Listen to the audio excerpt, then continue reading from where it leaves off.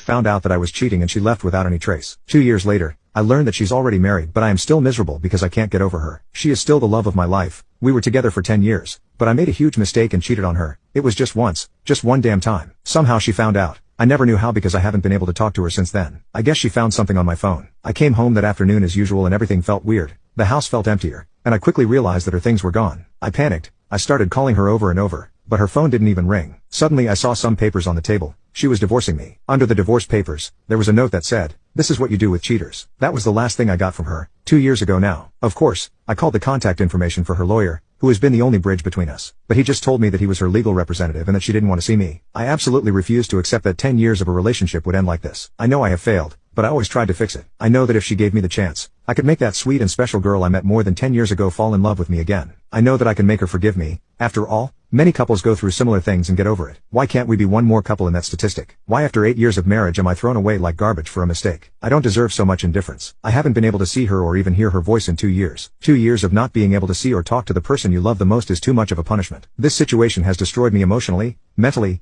and even physically. I ended up consuming an unhealthy amount of alcohol, and weeks of barely eating, and not sleeping. I was a zombie for months. I was just functioning on automatic. I wanted to die, but I couldn't let myself die because I always held on to hope that she would come back. The divorce was finalized over a year ago. I'll be honest, I didn't make it easy. I didn't want to get divorced and I still don't understand how we can be divorced. I asked for couples therapy, but she refused. I know from my lawyer that her lawyer advised her to go at least once or twice, but she refused. It took quite a while, but finally, the divorce happened. I can't even describe the feeling I felt and still feel, as if a piece of me had been cut out. I know I hurt her. I know I failed, but I think we all deserve a second chance. When I couldn't take the pain anymore, I decided to start therapy. My therapist doesn't give me advice to get her back. He only focuses on me moving on with my life, encouraging me to meet new people and go out on dates, but I don't want to. At this point, I'm not even interested in say X anymore. A few days ago something happened that completely shattered me. I was having a few beers with my friend at my house. Let's call him Nick. We were both pretty drunk. I started talking about my wife, and he said to me, "You should put more effort into getting over her. She's over you and is happy having a life away from you. You should do the same. You can't live in this self-pity all your life." Something in his words hit me, but not in the way he expected. He spoke with a lot of confidence that my wife is over me and is happy now. How does he know that? At this point,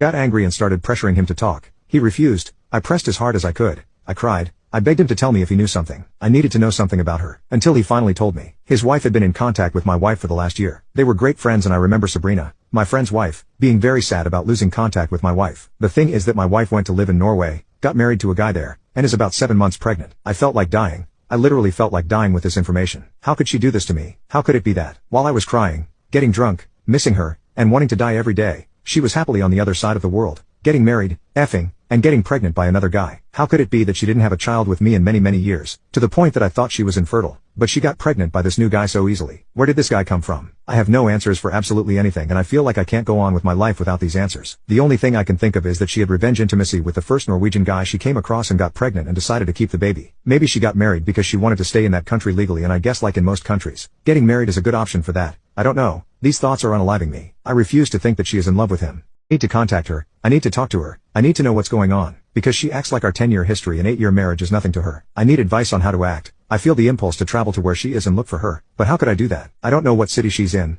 I don't know where she lives. I don't have a number to contact her. She closed her social media. Her family is small. They don't live in the same country as I and all of them blocked me. I'm totally lost. I don't know what to do at this point. I still want her back. Yes, even pregnant. I feel like if this is a nightmare and I need to wake up now. Update. Sabrina could have given me my ex-wife phone number a long time ago, but she decided to prioritize her friendship with my ex instead of helping two friends mend their marriage. Meanwhile, no one cared about my feelings. I'm done with them at this point. Regarding my ex-wife, I've been thinking a lot. She can't just disappear. I convinced myself that if I searched hard enough I could find something related to her. I follow some of her relatives from a fake Instagram account, but I never found anything pertaining to her. I searched a lot, really a lot, and found a name that I had seen before but that hadn't caught my attention until then. It was a lady with a name that is not typical in the United States or my wife's country. She is not American, and a very strange last name. I went to her Instagram profile and she had no pictures or anything, just a small profile picture that you can barely see. I decided to look her up on Facebook and found the same lady with the same profile picture. Only her Facebook profile is quite open. She is indeed a lady from Norway. I checked everything I could on this profile. I was convinced that it had something to do with my wife. How else would a relative of hers have this woman in their friends? I saw a lot of pictures, people, plants, mountains, gardens, lakes, flowers, and typical things that an old lady posts. Until I came across a picture where my ex was dressed as a bride hugging a guy. I had to translate the text. The lady was congratulating her son on his wedding. There were a few more pictures, but not many. There were even some members of my ex's family in the wedding pictures. The dates of the pictures were from a year ago. A year ago she married this guy. I don't understand.